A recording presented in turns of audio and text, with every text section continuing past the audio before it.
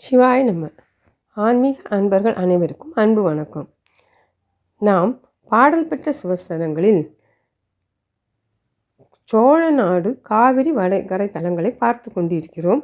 அந்த வரிசையில் இந்த ஆன்மீக பதிவில் இன்று நாம் பார்க்க இருப்பது திருவேட்களம் என்ற பாசுபதேஸ்வரர் கோவிலை பார்க்க இருக்கிறோம். பாடல் பெற்ற ஸ்தலம் என்பது திருஞான சம்பந்தர், திருநாவுக்கரசர், சுந்தரர் ஆகியவர்களால் பாடல் பெற்ற தலங்களாகும். திருவேட்களம் இறைவன் பெயர் பாசுபதேஸ்வரர், பாசுபதநாதர். இறைவியின் பெயர் நல்லநாயகி சகுணாம்பாள். இத்தலத்து இறைவனை பற்றி திருஞான சம்பந்தர் ஒரு பதிகமும் திருநாவுக்கரசர் ஒரு பதிகமும் பாடியுள்ளார்கள். இத்தலம் சிதம்பரத்தில் இருந்து 2 கிலோமீட்டர் தொலைவில் அண்ணாமலை பல்கலைக்கழகம் வளாகத்தின் உள்ளே புகுந்து பின்புறம் சங்கீத கல்லூரியை கடந்து சென்று இத்தலத்தை நாம் அடையலாம். இங்குள்ள இறைவனான பாசுபதேஸ்வரர் என்ற பெயர் வர காரணமாக ஒரு சுவையான வரலாறு பற்றி நாம் தெரிந்து கொள்ளலாம். வாருங்கள். அர்ஜுனன் தவம் செய்து பாசுபதம் பெற்ற முதன்மை தலமாக இது கருதப்படுகிறது. திருவேட்களம் பாரத போரில் வெற்றி பெறுவதற்காக அர்ஜுனன் பாசுபதம் வர விரும்பி சிவபெருமானை நோக்கி மூங்கில் காடாக இருந்த திருவேட்களத்தில் கடும் தவம் செய்கிறான். அர்ஜுனனின் தவத்தை கெடுக்க துரியோதனன் மூகாசுரனை பன்றி வடிவில் அனுப்பினான்.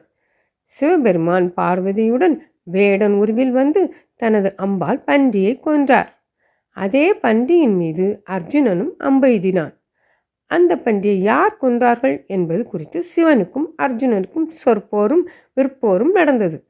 விற்போரில் அர்ஜுனனின் வில் முறிந்தது. இதனால் கோபமடைந்த அவன் முறிந்த வில்லால் வேடனை அடித்தான். இந்த அடி மூவுலகில் உள்ள அத்தனை உயிர்களின் மீதும் விழுந்தது. இதனால் அன்னை பார்வதி தேவி கோபமடைந்தாள். சிவன் பார்வதியை சமாதானப்படுத்தி நல்லனாகி சற்று தள்ளினில் என்று சமாதானப்படுத்தி தனது திருவடியால் அர்ஜுனனை தூக்கி எறிகிறார். அவன் சிவனின் பாத தீட்சை பெற்று, அதாவது திருவடி தீட்சை பெற்று அன்னையின் கருணையால் இத்தல தீர்த்தத்தில் விழுகிறான். சிவன் உமாதேவியுடன் காட்சி கொடுத்து அர்ஜுனனுக்கு பாசுபதம் கொடுத்து அருளினார். அர்ஜுனன் வில்லால் அடித்த தழும்பு லிங்கத்தின் மீது இப்பொழுதும் இருப்பதை நாம் காணலாம்.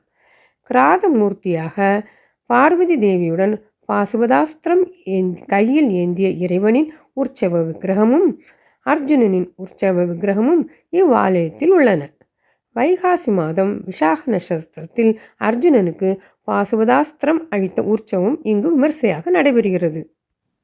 தற்போது இவ்வாலயம் 3 அடுக்கு ராஜகோபுரத்துடன் கோயில் கிழக்கு பார்த்து அமைந்துள்ளது. கோபுர வாயிலை கடந்து உள்ளே சென்றோமானால் பிரகாரத்தில் சித்தி விநாயகரும் சோமாஸ்கந்தர் சன்னதிகளும் உள்ளன. முன் மண்டபத்தில் தெற்கு நோக்கிய அம்பிகையின் சன்னதியில் 4 தூண்களிலும் அர்ஜுனன் தன் ஆயுதங்களை வைத்தல், ஒரு காலில் நின்று தவம் புரிதல், இறைவன் வேடன் வடிவம் எடுத்தல், சிவனும் அர்ஜுனனும் சண்டையிடுதல் போன்றவை சிறப்பாக செதுக்கப்பட்டுள்ளன. கோவிலின் சுற்றுப்புறத்தில் உள்ள நர்தன விநாயகர், அனுகிரக தட்சிணாமூர்த்தி, இந்திரமயில் மீதமர்ந்த முருகன் ஆகியன அனைவரையும் கவரும் வண்ணம் வடிவமைக்கப்பட்டுள்ளது. அருகருகே சூரியனும் சந்திரனும் இத்தலத்தில் இருப்பது விசேஷமாகும். எனவே சூரிய சந்திர கிரகணங்களின் போது இவர்களை வழிபட்டால் கிரக தோஷங்கள் நீங்கும் என்பதும் ஐதீகமாகும். மூலவர் கருவறையில் கிழக்கு நோக்கி எழுந்தருளி உள்ளார். கோஷ்டமூர்த்திகளாக உச்சி விநாயகர், நர்த்தன கணபதி, தட்சிணாமூர்த்தி, லிங்கோத்பவர், பிரம்மா ஆகியோர் உள்ளனர். சண்டேஸ்வரர் சன்னதியும் இங்கு உள்ளது. இத்தலத்து முருகப்பெருமானை அருணகிரிநாதர் தனது திருப்புகழில் பாடியுள்ளார். திருப்புகழில் இத்தலத்து முருகன் மீது 2 பாடல்கள் உள்ளன.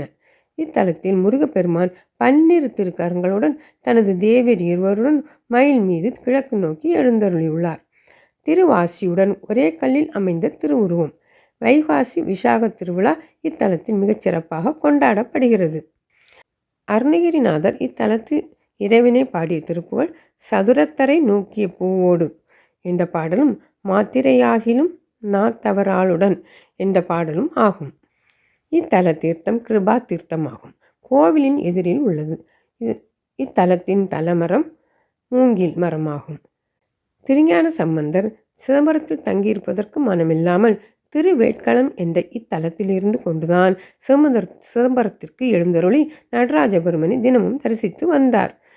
திருஞான சம்பந்தர் இத்தலத்து அருளிய பதிகம் அந்தமும் ஆதியும் ஆகிய அண்ணல் என்ற பதிகமாகும்.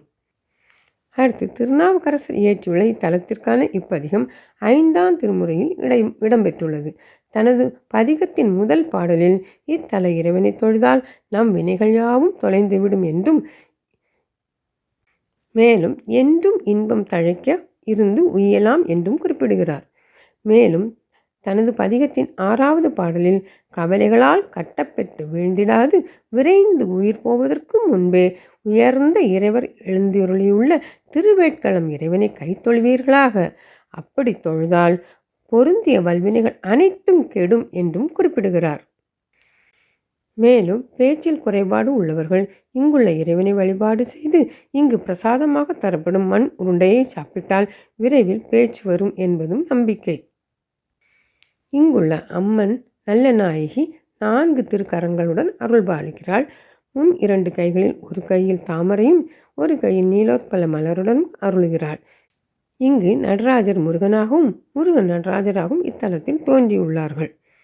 இத்தலத்தில் சித்திரை 1 தேதி, வைகாசி விசாகம், ஆணி திருமஞ்சனம், விநாயகர் சதுர்த்தி, நவராத்திரி, தீபாவளி, மகா சிவராத்திரி, பங்குனி உத்திரம் ஆகிய திருவிழாக்கள் சிறப்பாக கொண்டாடப்படுகிறது. இவ்வாலயம் திறக்கும் நேரம் காலை 6:30 மணி முதல் 11:30 மணி வரை, மாலை 5:30 மணி முதல் இரவு 8:30 மணி வரை திறந்திருக்கும்.